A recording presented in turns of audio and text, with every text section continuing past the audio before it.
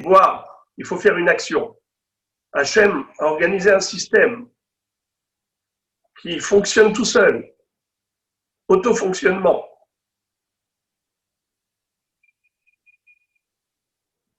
Kol ha-neshama, al kol neshima ou neshima. Pour chaque respiration, on dit merci. Alors, Akadosh Baruch Hu dit, si vous me bénissez, moi je vous bénirai. Ramzu yatzartili, tehilati yetsaperu. J'ai créé ce peuple pour qu'il me glorifie. Il me chante des louanges en permanence. C'est toutes les brachot que l'on récite. Alors, à Botaï, comme je viens de dire que la seule bracha qui est mamash mina Torah, c'est Birkat Hamazon. Et d'après certains, même Birkat Torah, la bénédiction qu'on récite tous les matins avant l'étude.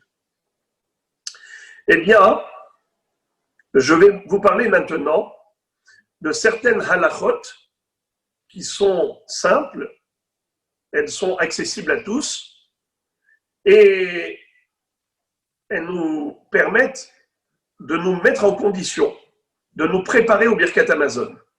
Je vous lis le Shulchan Aruch dans le Siman Koufpé. Je n'ai pas l'habitude de vous lire, mais cette fois-ci, je vais lire en hébreu le Shulchan Aruch et traduire. Regardez. En lehasir hamapa ve'alehem ad ahar birkat Hamazon. Le Shulchan Aruch nous dit qu'à la fin du repas, il ne faut pas débarrasser la table totalement. Il faut retirer juste les assiettes sales, la saleté, mais il faut laisser le pain. Il faut laisser la nourriture, le pain, jusqu'après Birkat Hamazon. Pour quelle raison? Le Mishnah Berurah nous explique. Premièrement, Kedei sheyehe nikar lakol, shemevachrim l'Hashem yitbarach, al hasdo vetuvo agadol, shechin mazon mechol beriotav. C'est-à-dire, parce que tu es en train de dire merci à Dieu. Mais pourquoi? Parce qu'il t'a donné à manger. Il t'en reste encore sur la table. Eh bien, c'est la meilleure façon de réaliser ce qu'il t'a donné. Parce que si tu débarrasses totalement la table, elle est nickel au moment de Birkat Hamazon. Tu dis merci Hachem, mais pourquoi? Pour rien. Mais là, le pain, il est encore devant toi sur la table. Tu vois ce qu'il t'a donné à manger. Il en reste encore. Ton remerciement, ton expression de gratitude sera sincère parce que tu réalises ce que tu dis. Vegam est aussi une autre raison. Pourquoi faut-il laisser du pain sur table au moment de Birkat Hamazon? De habracha ena shora al davar rek, elak sheyesh sham davar ke'inyan par shemen shel Elisha an-Navi.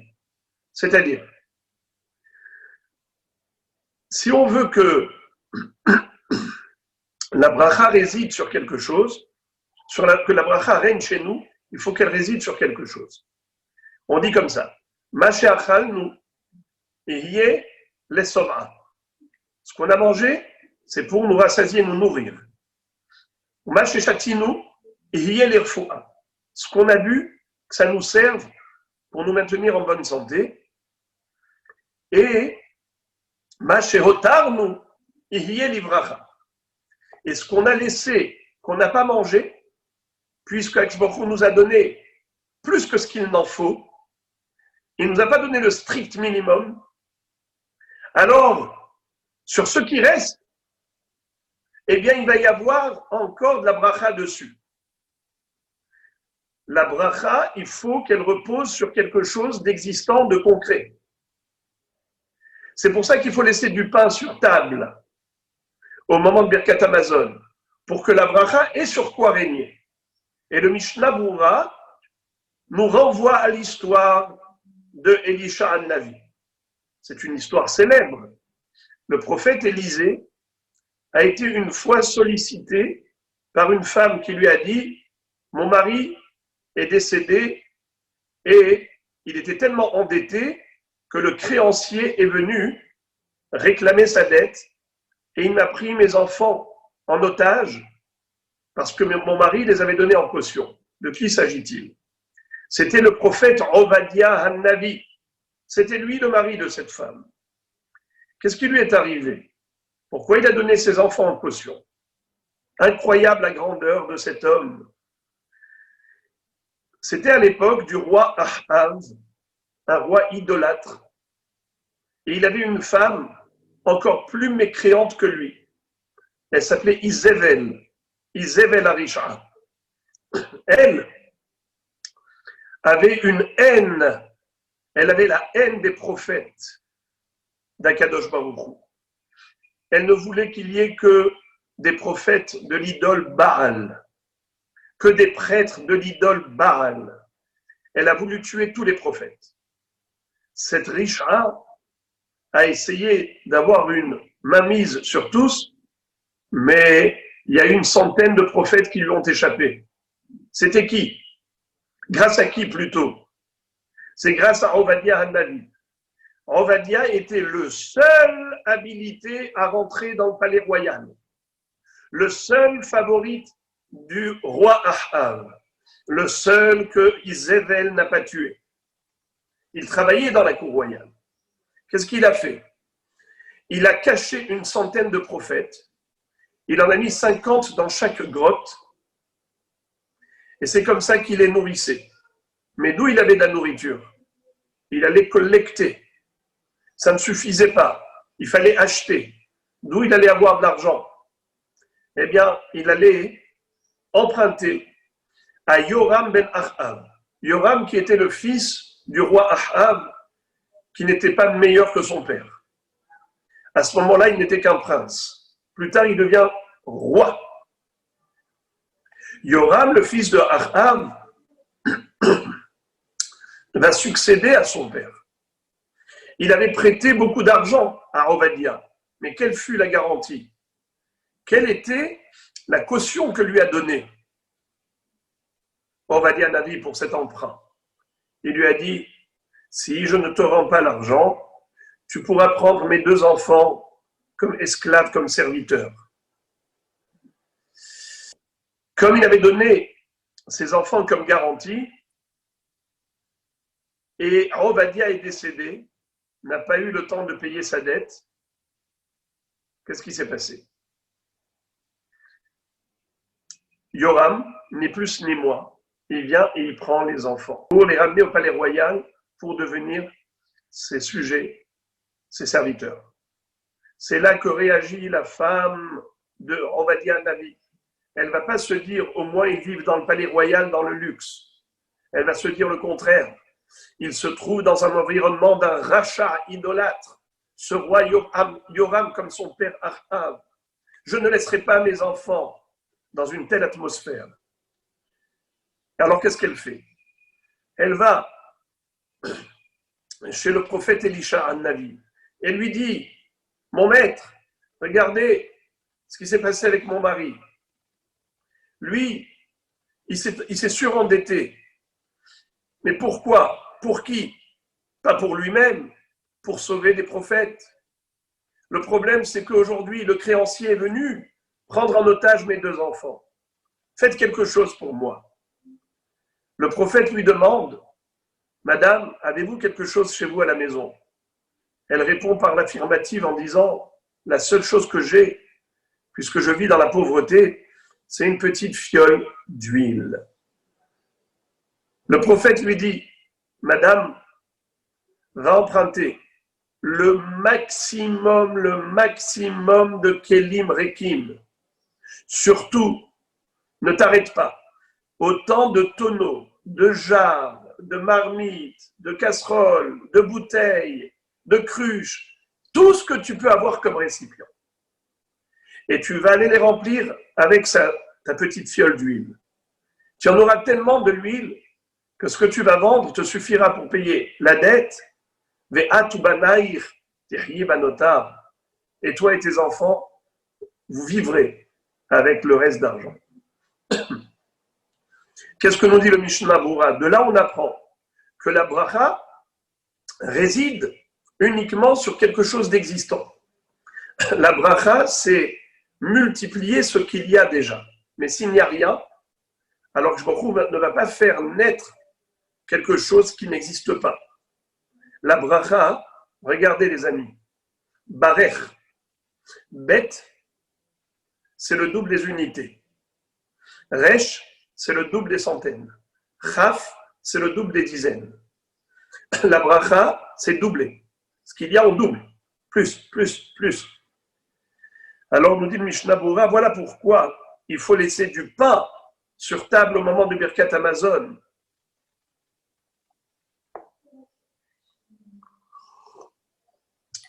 Pour que la bracha puisse régner dessus. Et le Shulchan Aruch, Rabbi Yosef Karo, je vous lis, écoutez ce qu'il dit, c'est terrible. Il dit, Kol misheno meshayer pat al shulchano, eno roe siman bracha le'olam. Et il dit carrément qu'il faut laisser du pain sur table, presque tout le temps, pas seulement pour Birkat Hamazon, parce que si la personne qui ne fait pas ça n'aura pas de bracha. Pourquoi c'est tellement grave? Et non, siman bracha le'olam. Et il explique pourquoi.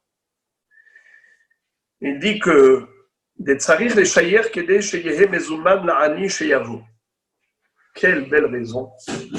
Il dit que le pain qui est là, sur la table en permanence, permettrait au Baal Habayit de donner aux pauvres qui frapperaient, qui toqueraient à la maison. Quelqu'un qui vient et qui dit « j'ai faim », il faut qu'il y ait quelque chose à lui donner. Le pain est déjà prêt. Chavod, tout de suite on lui donne. Vous vous rappelez de l'histoire de Nahum Ish Gamzo. Un jour, il était en voyage. Il y a Ani qui est venu le solliciter, il lui a dit « j'ai faim ». Ce Ani n'avait pas mangé depuis 3 jours.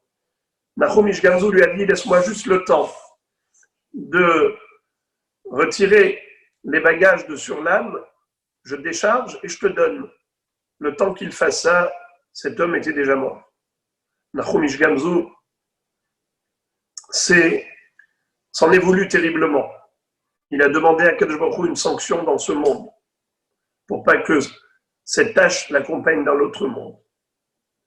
Alors, il faut qu'il y ait du pain de manière à ce que si le Hani frappe à la porte, qu'on puisse lui donner immédiatement. Et d'ailleurs, c'est pour cela que la Gemara va dire dans Maseret Brachot quelque chose d'assez étrange. Elle nous dit que celui qui reste longtemps à table, eh bien, vivra longtemps. Kol ha'ma'arich al shulchano, ma'arichin lo yamav ushnotav. C'est un peu dangereux pour l'obésité, mais ça assure la longévité. Pourquoi? Nous dit la Gemara, Dinma ata anya miyahivlo. Car peut-être il va y avoir un pauvre qui va venir le solliciter, il pourra lui donner. Tzedaka tatsil mimavet. La tzedaka sauve de la mort. Deuxième raison, nous rappelle le Mishnah Berurah, Kidei sheyodeh leHashem ilbarach al hasdo sheyishpia lanu mituvo shesavarnu vehotarnu kedirtiv achol vehoter. Donc, nous dit le Mishnah Berurah que c'est aussi pour que l'on réalise que Kadosh Baruch Hu nous a donné en abondance ce dont on a besoin de la nourriture et qu'on le remercie de tout cœur. Le Shulchan Aruch continue et nous dit maintenant, quelqu'un qui n'a pas de pain, il n'a pas de pain sur table, alors il faut qu'il aille le chercher. Mais il ne faut pas qu'il le ramène, c'est-à-dire, s'il y a des morceaux de pain qui restent sur la table, il faut laisser ces morceaux. Il ne faut pas aller chercher un pain entier. Mais s'il n'y a plus de pain sur la table, à ce moment-là, il peut ramener même un pain entier. Et pourquoi ne pas ramener un pain entier d'emblée? Quel est le problème de pâte shelema? Eh bien, figurez-vous, nous dit le Shulchan Aruch, à l'époque où il y avait des idolâtres, eh bien, comment est-ce qu'ils faisaient pour servir leur idole qui s'appelait Gad? Eh bien, ils mettaient une table et ils mettaient un pain entier devant l'idole. Pour pas qu'on donne l'impression qu'on est, Hasve Shalom, en train de mettre un pain devant l'idole, alors on n'apporte pas un pain entier. on laisse les morceaux de pain qu'on a ici. Sauf s'il n'y a plus de pain du tout sur table au moment de Birkat Hamazon, on va aller chercher même un pain entier.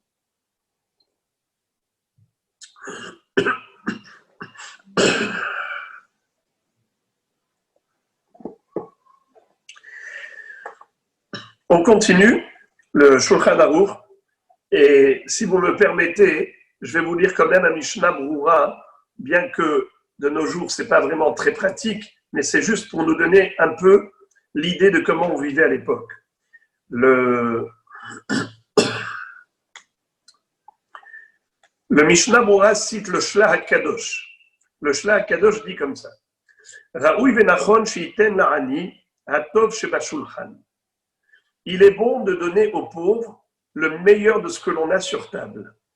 Si par exemple, tu as des bons mets, des bons plats sur la table, et donc toi, tu as déjà flashé sur quelque chose de bon, tu as un invité ami, qu'est-ce que tu dis? À lui, je lui donnerai le moins bon, et moi, je prendrai le meilleur. Fais le contraire. Tu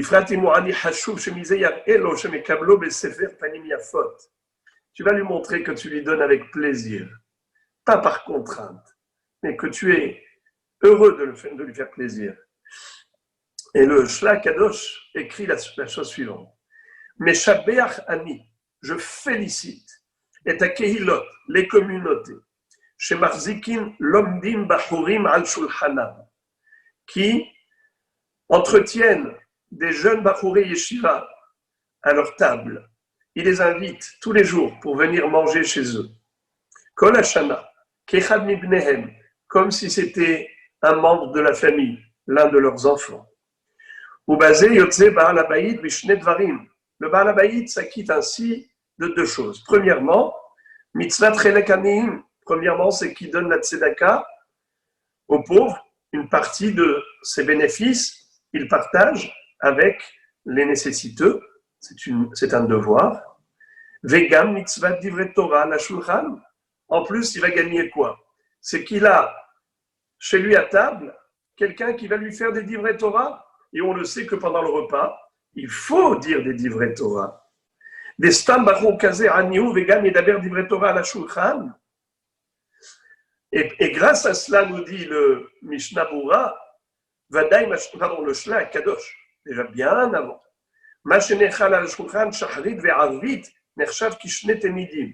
Et il dit à ce moment-là, tout ce que l'on mange le matin et l'après-midi, le matin et le soir, c'est comme si on avait fait deux sacrifices. Le sacrifice du matin dans le Beth Amikdash et le sacrifice de l'après-midi. Eh bien, tes deux repas, c'est comme deux sacrifices. D'ailleurs, la table a été comparée au Mizbeach. La table est comparable à l'autel où on offrait toutes les offrandes, tous les sacrifices dans le Beth Amikdash. Chachamim nous disent qu'à l'époque, c'était le Mizbeach qui entraînait l'expiation des fautes. De nos jours, où on n'a plus de Beth Amikdash, c'est quoi qui peut nous sauver? Eh bien, c'est la table, le Shulchan Domé le Mizbeach. Et pourquoi le Shulchan Domé le Mizbeach? Eh bien, comme on vient de dire, c'est qu'on peut donner une partie de son repas aux nécessiteux. Ça entraîne la kapara, cette tzedaka, elle entraîne la kapara, comme le Mizbeach qui entraînait la kapara. Mais encore, nous apprenons ici d'autres choses, c'est qu'il faut qu'il y ait du sel toujours à table. Et pourquoi le sel est important? Car les corbanotes, lorsqu'on offrait des sacrifices, il fallait les saupoudrer de sel. Alkol korbanecha takriv melach. Et le sel aussi a une faculté de protection. Le sel est protecteur. C'est un produit conservateur déjà au niveau physique, mais même au niveau métaphysique, il protège de toutes sortes de kitrougim, de toutes sortes d'accusations du Satan. Par exemple, lorsque une personne à table n'a pas un comportement convenable, ou bien, comme dit le Midrash, que lorsqu'on fait Netilat Yadayim et qu'on attend à table les bras croisés, que tout le monde fasse Netila et pour faire motzi par la suite. En attendant, il y a du bitul Torah. Les gens ne font rien. Figurez-vous que même ces quelques secondes s'appellent du bitul Torah. Et le Satan peut accuser Israël en disant à Dieu, vois-tu, tu as accordé la vie à ces gens, ils ne font rien avec. Qu'est-ce qu'ils font de leur vie? Regarde, ils sont assis à table, les bras croisés, ils ne parlent pas des divrei Torah. Ils ne font pas des brachot. Ils sont là à attendre. Eh bien, vous savez, qu'est-ce qui nous protège? C'est le sel qui est à table, nous dit le Midrash, cité par Tosfot. C'est incroyable. Même le Mishnah Berurah le rapporte. Comme on mettait du sel dans les korbanot, eh bien, melach berit, le sel de l'alliance. Maintenant qu'on a parlé de cette préparation Birkat Hamazon, à savoir qu'il ne faut pas retirer le pain de sur table pour les 3 raisons qu'on a évoquées. En plus, il faut faire attention au moment où on fait Maïm Acharonim, quand on se lave les mains à la fin du repas, parce qu'il faut avoir les mains propres, et aussi parce qu'à l'époque, il y avait un sel qu'on appelait le sel sédomite, le sel de Sodome, qui était un sel qui pouvait aveugler les gens s'ils se touchaient les yeux avec du sel de Sédom au bout des doigts. Alors on se lavait obligatoirement les mains à la fin du repas, car peut-être en prenant des pincées de sel, on a dedans du sel de sédomite. Et aussi parce que Birkat Hamazon doit être récité avec des mains propres. Alors il faut faire Maïm Acharonim. Par rapport à cela, on nous dit attention, il ne faut pas que Maïm Acharonim, ça tombe sur les morceaux de pain, car c'est entraîner en quelque sorte un certain mépris du pain. Tu es en train de le salir. C'est un mépris pour le pain. On n'a pas le droit d'avoir un comportement de mépris à l'égard du pain. D'ailleurs, on ne doit pas le jeter, comme on va voir tout de suite, qu'il y a 2 sortes de morceaux de pain. Celui qui est grand, important, parce qu'il a un volume minimal de kazaït, le volume d'une olive, et il y a le pain qui est inférieur au volume de kazaït, des miettes. Alors, est-ce qu'on a le droit de jeter à la poubelle du pain? Si c'est des morceaux de kazaït, c'est assour. Si c'est des morceaux inférieurs à kazaït, ce n'est pas interdit, mais malheureusement, ça cause de la pauvreté, de la hamiout. La Gemara nous raconte une histoire très intéressante à ce propos.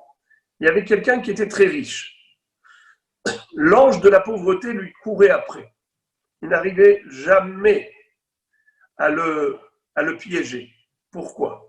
Parce que cet homme, à chaque fois qu'il terminait de manger, il ramassait toutes les miettes et il les jetait à l'eau, dans le fleuve ou n'importe où, dans un endroit en tout cas où ce ne sera pas piétiné. Un jour, en voyage, il a pris son sandwich et il a mangé sur l'herbe. Alors là, comment il allait récupérer les miettes? Ce n'était pas possible. L'ange de la pauvreté a dit cette fois-ci, ça y est, je l'ai eu, je vais le piéger. Mais cet homme, quand il a terminé de manger, il a pris une pelle. Il a ramassé carrément de la terre qu'il y avait en dessous de l'endroit où il avait mangé. Et il a jeté dans le fleuve. Et l'ange de la pauvreté était sans aucune possibilité de lui nuire. Il était neutralisé. Alors, qu'est-ce qu'on fait aujourd'hui avec les miettes? On les met dans un sachet. Même si c'est un kazaït, même s'il y a plus d'un volume d'une olive, il suffit de mettre dans un sachet et ensuite on peut mettre à la poubelle. Parce que tu n'as pas jeté directement dans les ordures. Il n'y a pas de mépris.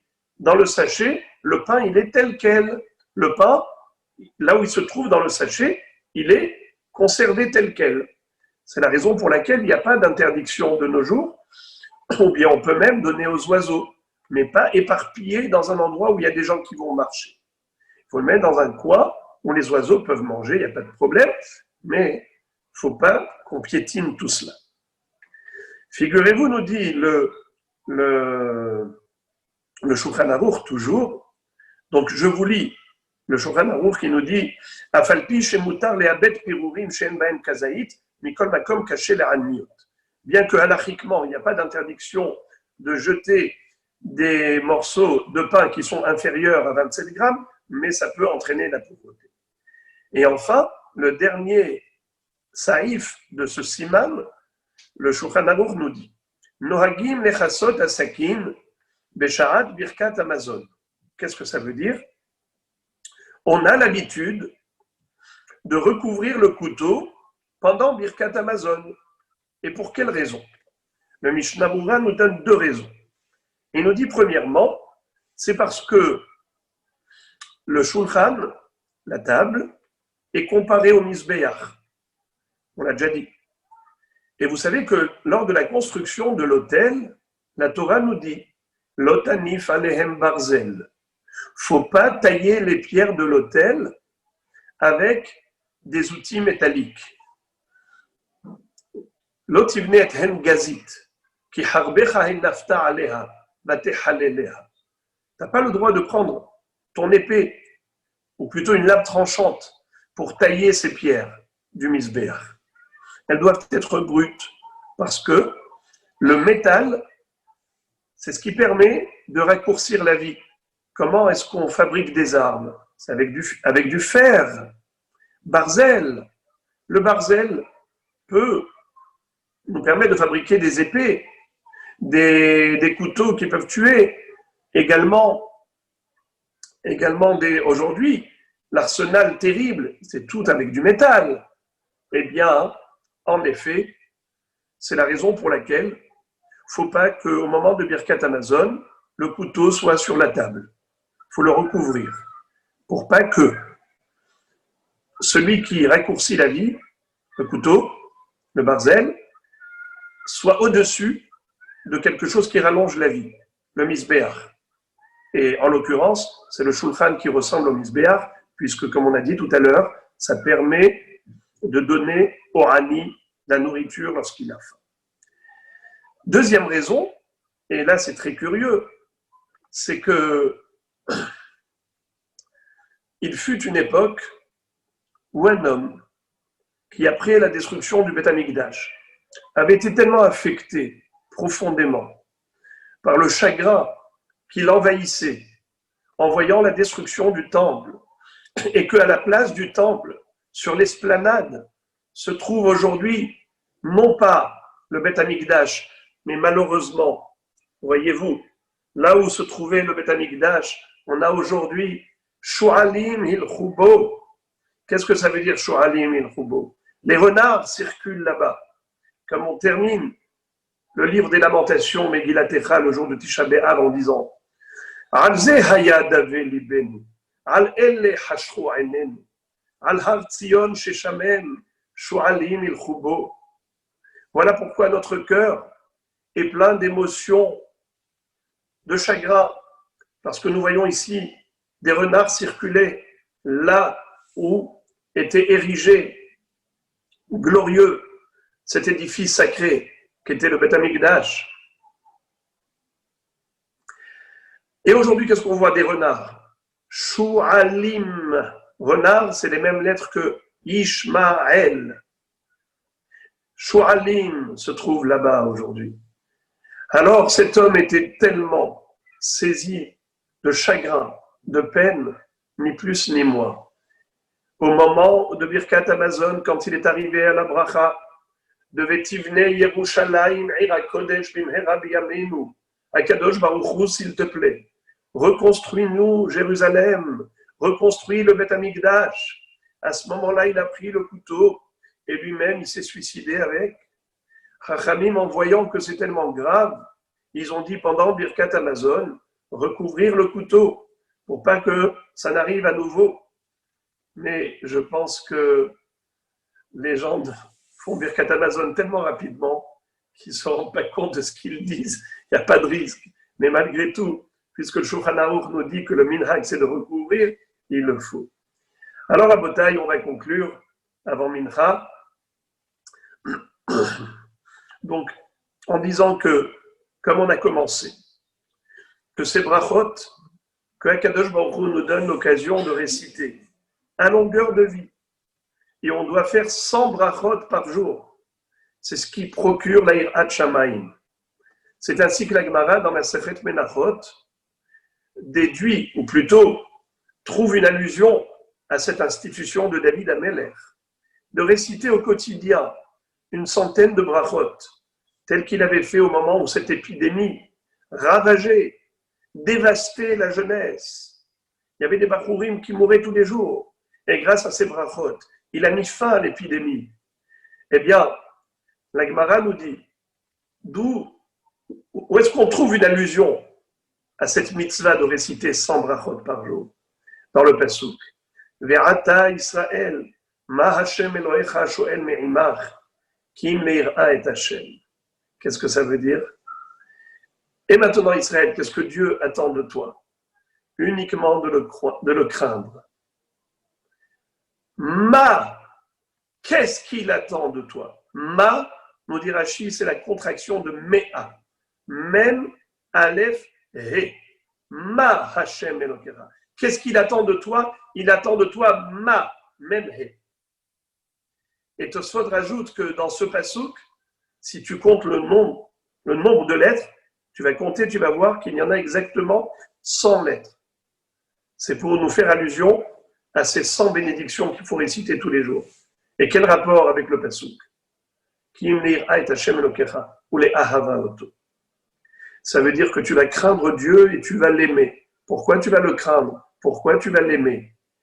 Car quand tu vas réciter 100 fois par jour, Baruch ata Hashem, Elokeinu melech haolam, Boré peri haetz, she'akol niya bidvaro, eh bien tu vas réaliser pleinement que c'est lui qui est la source de bénédiction.